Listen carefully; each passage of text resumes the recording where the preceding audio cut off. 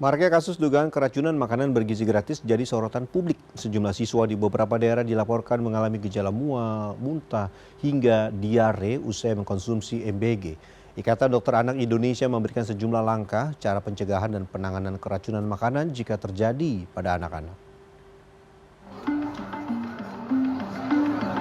Dalam sepekan terakhir, IDAI mencatat sebanyak 6.000 anak di beberapa wilayah di Indonesia mengalami keracunan setelah mengonsumsi makanan dari MBG di sekolah. Meski sebagian besar sudah pulih, kasus ini menimbulkan pertanyaan besar terkait proses pengolahan hingga distribusi makanan yang diberikan kepada siswa. Ketua Unit Kerja Koordinasi Emergensi dan Terapi Intensif Anak IDAI, Dr. Yogi Prawira mengatakan keracunan makanan dapat disebabkan oleh makanan dan minuman yang terkontaminasi oleh beberapa bakteri, virus, maupun racun tertentu seperti Salmonella, E. coli, Campylobacter, parasit, hingga Clostridium botulinum.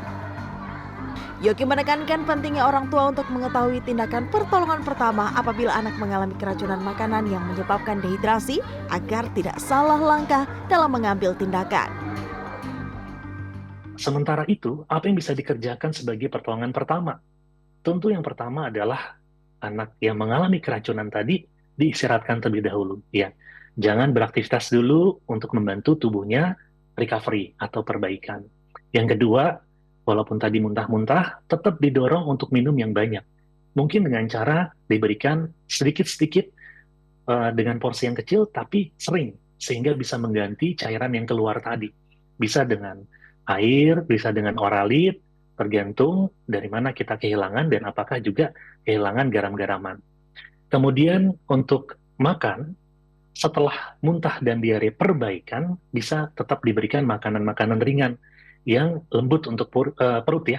Jadi yang tidak pedas, yang tidak merangsang asam lambung, misalnya bubur, pisang, roti gitu ya. Sementara itu, Ketua Pengurus Pusat IDAI, Dr. Piprim Basarah Yanuarso mengatakan perlu adanya penanganan yang sistematis untuk mencegah angka keracunan makanan di sekolah meningkat.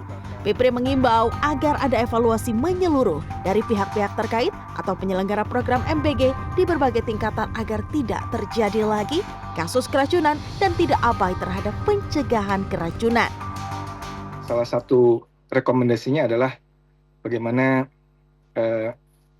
pakar-pakar nutrisi dari IDAI juga bisa memberi kontribusi untuk pilihan-pilihan menu maupun bagaimana supaya keamanan pangan itu juga bisa kita bantu untuk kasih asupan gitu ya. Standar keamanan pangan itu jangan dikurangi, ya.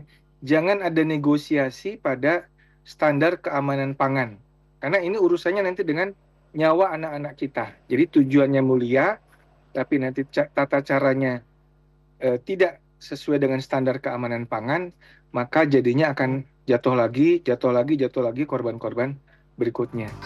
Dari kasus tersebut diharapkan pemerintah melibatkan lebih banyak tenaga kesehatan dalam pengawasan kualitas MBG di sekolah.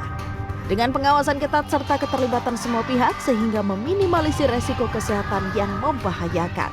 Urip Handoyo, Jakarta.